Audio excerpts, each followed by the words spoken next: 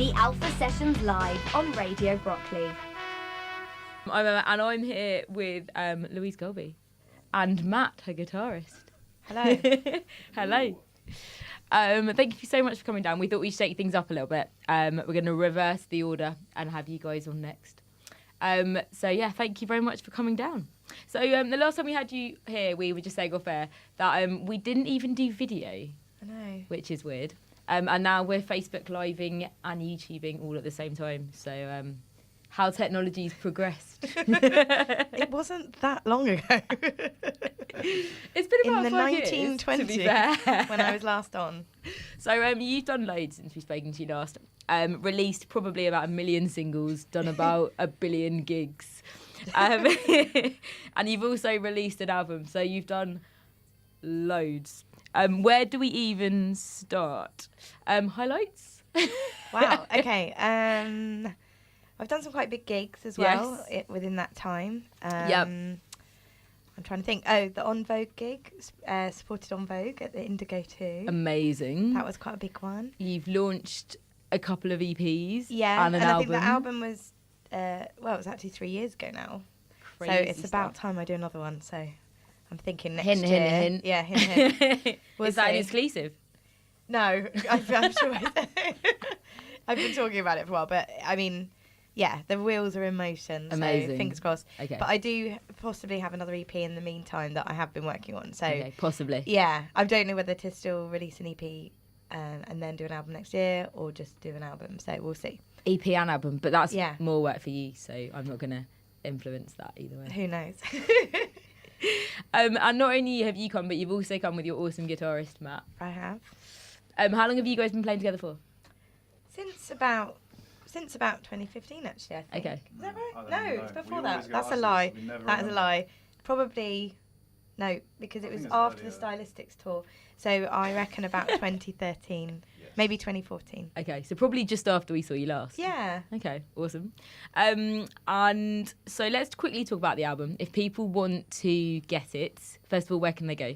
So it's available on all digital platforms. Yep. I do also have physical copies, which, you know, obviously some people do like, especially with albums, still getting the physical copy. So you can order those through my website. There's like a link to be able to get physical copies, and my website's louisegolbey.com, and it's linked to all the other stuff. So obviously everyone's got different ways of listening to music now. Obviously I encourage more people to buy it than stream it, but hey, I know. And what's the album called? It's called Novel. Exciting. And we had National Album Day, and I saw that you posted all about your album all over Facebook. I did. Which is I great. used it as a bit of self-promo.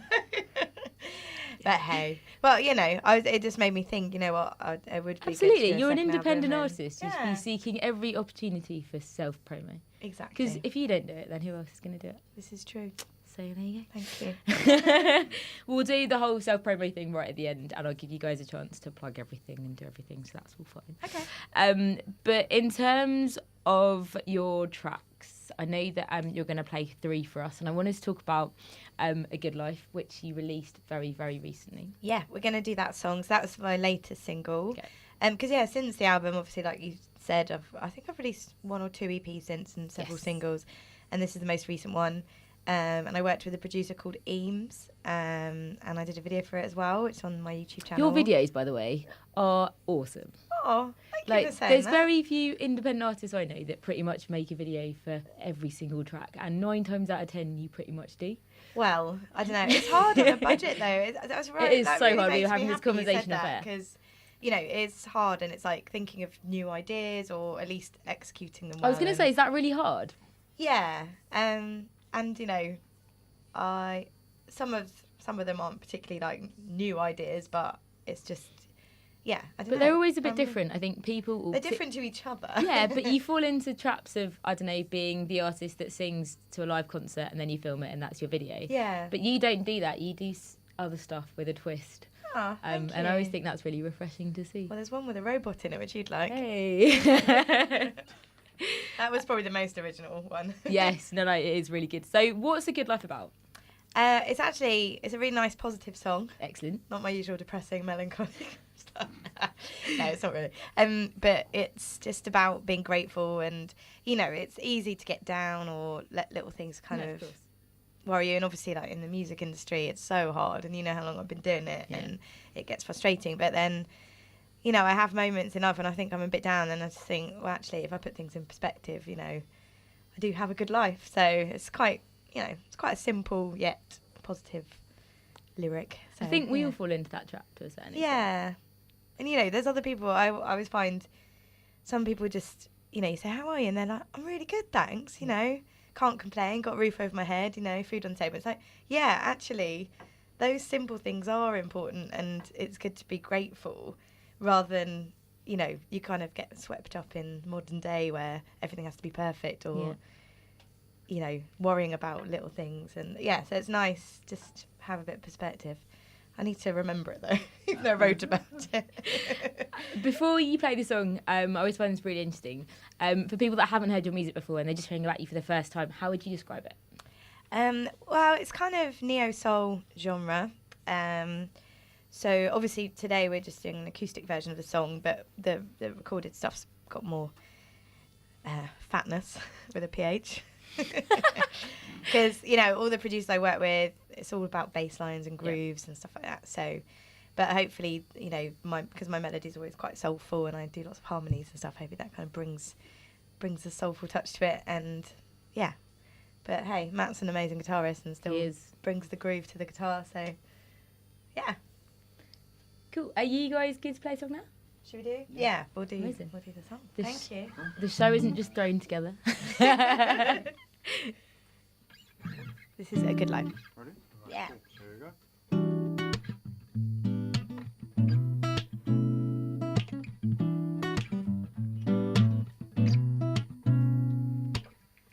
Sitting by the river on my own, look at my reflection, growing old, take it nice and easy, nowhere to go.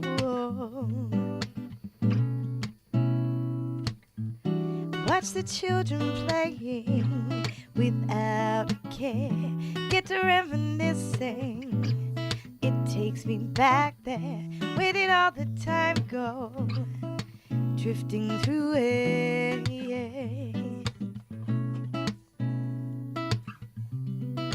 Doesn't it seem we've come so far, gone through so much just to find who we are? How could I forget where I came from?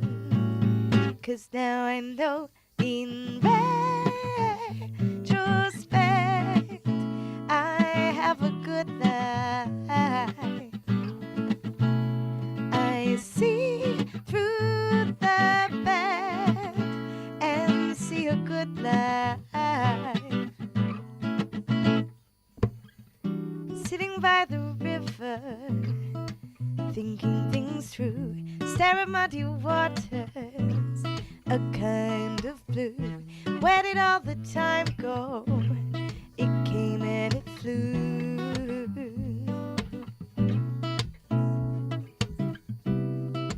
Doesn't it seem to go so fast? Just take a second to stop, 'cause now I know in retrospect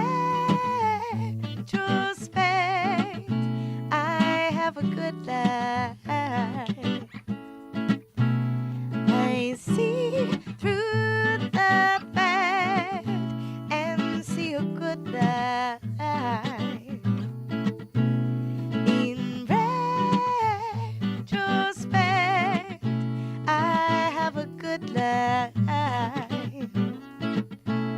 I see through the bad and see a good life.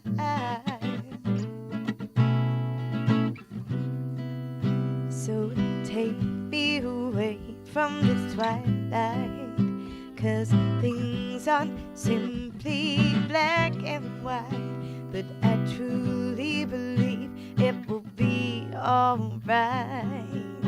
'Cause now I know in retrospect I have a good life. I see through the bad and see a good life.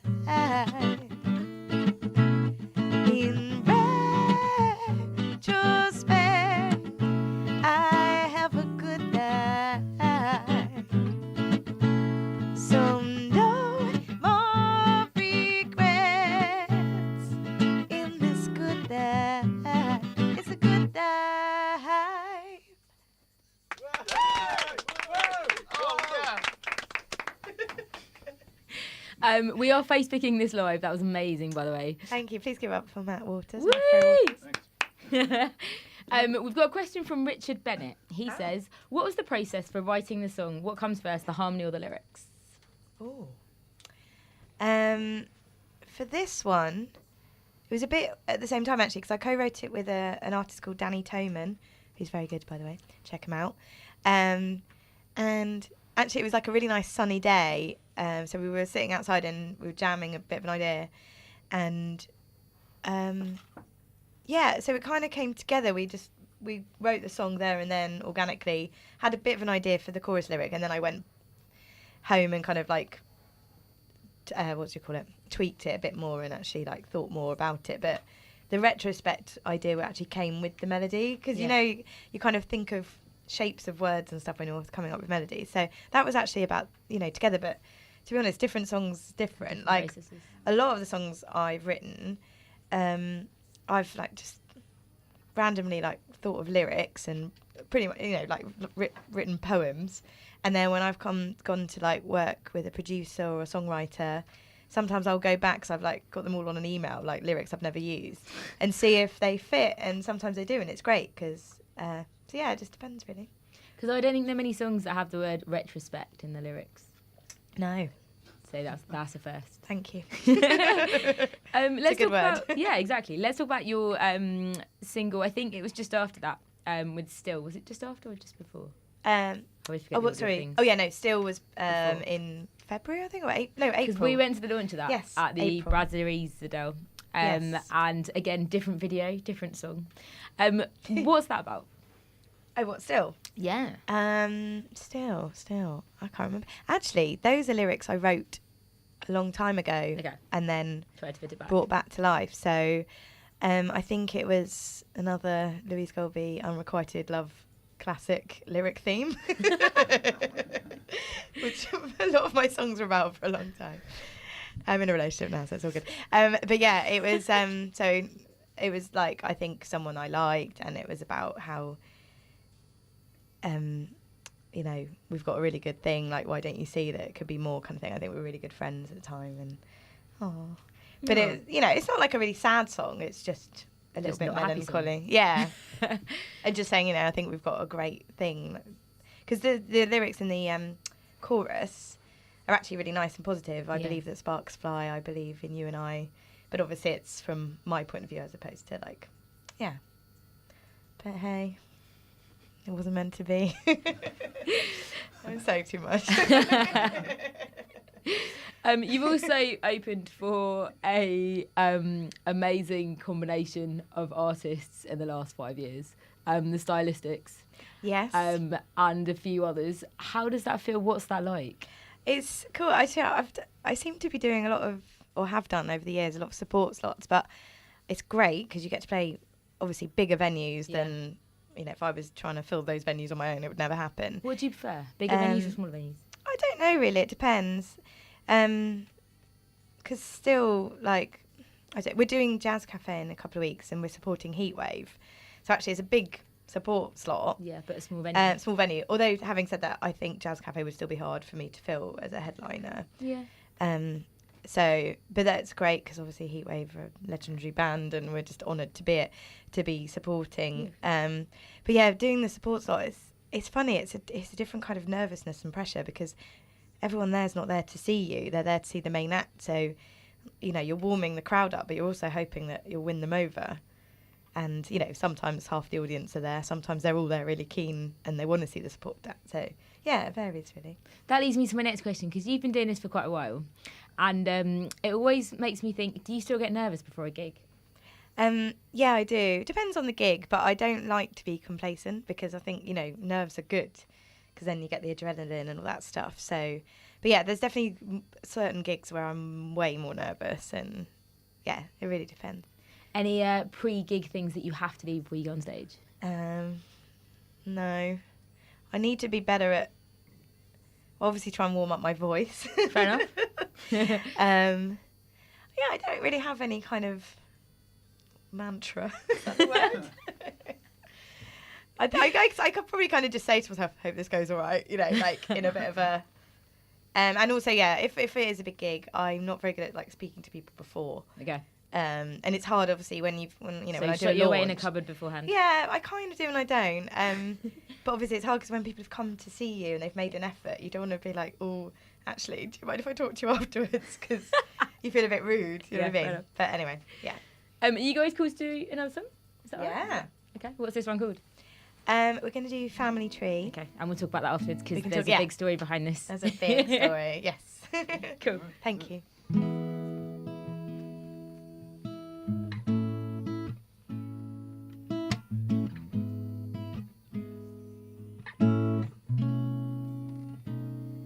Growing old gracefully, slowing down and never dragged your feet.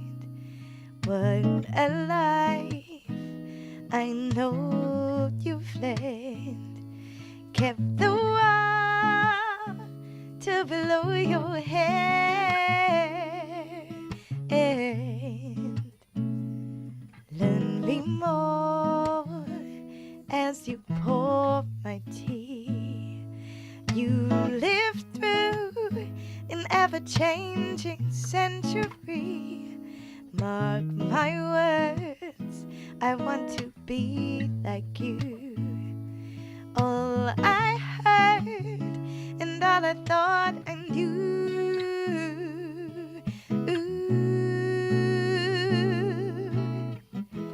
Tell me your tales of 100 years, won't you?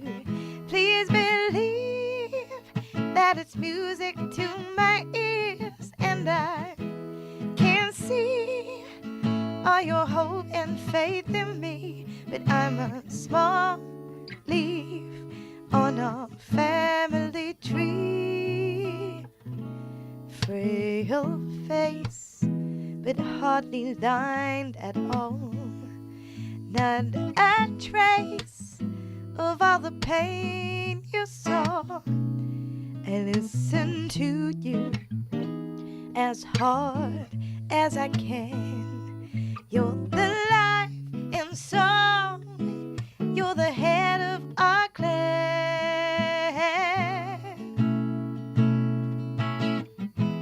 Tell me your tales of 100 years, won't you?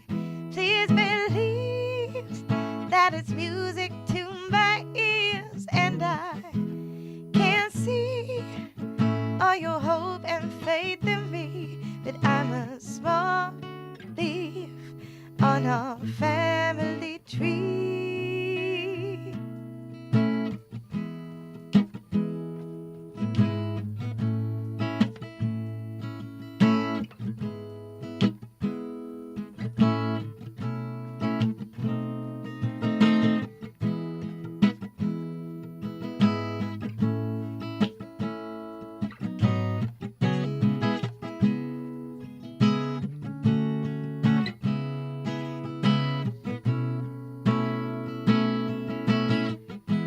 Tell me your tales of 100 years, won't you? Please believe that it's music to my ears, and I can see all your hope and faith in me, but I'm a small leaf on a family tree. Tell me your tales of 100 years, won't you? Please believe that it's music to my ears, and I can see all your hope and faith in me, but I'm a small leaf on a family tree, just a small leaf on a family tree.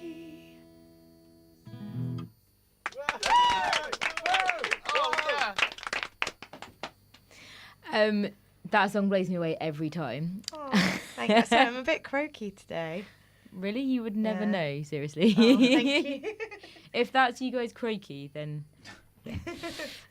So what's Family Tree about? Because obviously there was a big story you posted about this for National Grandparents' Day as well. Yeah. So I wrote it about my grandma. While she was still alive, actually, she died when she was 98. So Wow. she. So the story is just. I mean, she was just basically an amazing woman, and used to love visiting her and listening to her stories because obviously, she was born in 1918, and we're talking about technology. Yeah, yeah. She's lived through everything, and obviously lived through Second World War, and just she's just an amazing woman, and she was just so. She had her marbles right till the end, and so I wrote this about her. Also, though, Werner Christensen, who I wrote the music with, we actually wrote it whilst we were on tour. Amazing. In the stylistics, because I think we just had some time to kill in the dressing room. We started jamming, but yeah, he sadly passed away actually the same year my grandma did. So the song's obviously got loads of meaning for me, and he was amazing. So it's but yes, they played. Radio 2 played it on National Grandparents' Day last year and also this year. We encouraged them to do it. We're trying to get it to be the official anthem of National Grandparents' Day. It might take a good few years, but you never know. I reckon you're already there. Oh, thank you. And have you done your own family tree? I haven't, but actually someone in our family is doing one. Oh, cool. And weirdly, they started it around the time that I released the song. So, yeah it's very quite interesting. poignant. It is. We've had another question from Facebook Live. Oh, cool. Which leads me to my next question as well. I've seen you guys play live, both as a duo, as solo as well, and also with the big band. And you guys are all really, really tight musicians, and it amazes me every time we go and see you. And the Facebook Live viewer is saying, what's your pattern for rehearsing? I assume because you're so tight you have to rehearse loads. And how long does it take to bed a song? To bed a song. I don't know. I'm not quite sure what's meant by that. I don't. Bed in a song. There you go.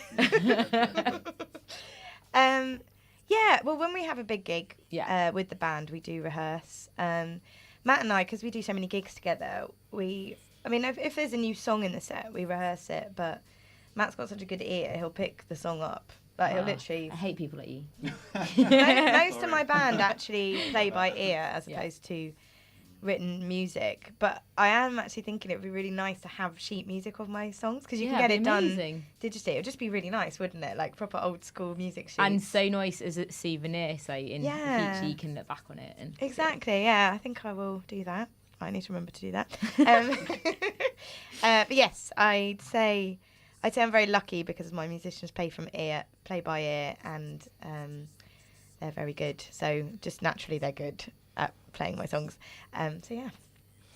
Do you kind of, when you go through the writing process, do you bring the song to the table and then everyone else kind of works with the song to make it sound even better, or do you write it together? How does all of that work? You mean with my band? Yes. Well, Matt and I have written a couple of songs together, which he also has produced. But obviously when we do live, it's never going to sound exactly like the recording because I work with different producers, and a lot of the producers I work with play instruments. So some of my band, they don't actually write the songs with me, but they play them, and I just rely on their amazing talent to make the songs sound as much like the record as possible. But I quite like it that the songs sound different live, because when you've got certain like electronic sounds on a record, but a grand piano at the 606, I think it's quite nice. I like having a bit of a different vibe. But hopefully the audience don't mind that, because obviously when they're buying the record, it might sound a bit different. But they're the same songs, and yeah. It's nice because when you see it live, you get it with a twist. That's exactly. Anyway. Exactly, because obviously a lot of people do live gigs now with a backing track. Yeah. And yeah, I've never really done that. No, I think what you do suits you guys. So. Thank you. So, bit of self-promotion. Where can we next hear you live?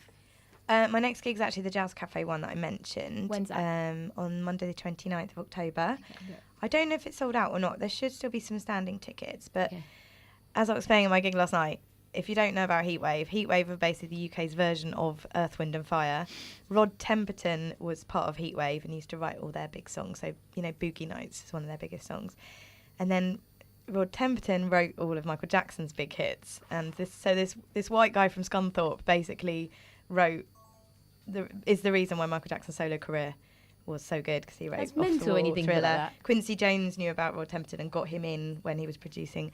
So basically, if it wasn't for Heatwave, well, there would be Michael Jackson, but just not. But it'd be very different. Who knows? His solo career might not have been as successful. How weird. I know. And if people want to go and find out more about you, listen to your music, buy your songs. I was going to say records. That was weird. Call them records. Then where can they go? What can they do? So if you go louisegolbey.com, Golbey spelt Golbey, everything's there. There's links. I'm on Instagram, Twitter, everything like that. Please follow me, obviously, and please buy and stream my music. Watch all my music videos.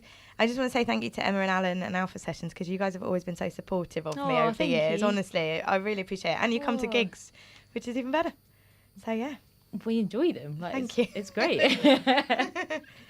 The truth is I could sit and chat to you all afternoon, but I know that you are heading off to Bournemouth and we've got another 6 acts for the rest of the afternoon. So we are packing them in. Can we hear your final song? Is that all right? Yeah. So this is the song that actually Matt and I wrote together. Oh, It's great. on my last EP, the Love It or Leave It EP.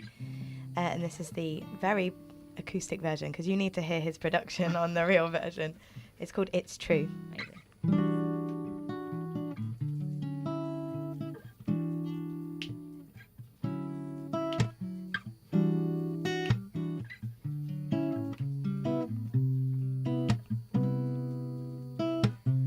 On this summer's day, wishing I could wish my cares away. Got you on my mind again, again. It's true. I feel like we belong, even when I'm always feeling wrong. But I know the skies will clear for me and you. No smoke without a fire, no fire without desire. We're burning ever brighter. It's true. No spark without the fuse, no spark without my youth. We're burning ever brighter. It's true. See how each day goes. Don't you see the sun will shine and glow? But the rain still makes rainbows for me and you. They say that love will conquer all, so we're gonna live just by that road. Don't you see the skies will clear for me and you. No smoke without a fire.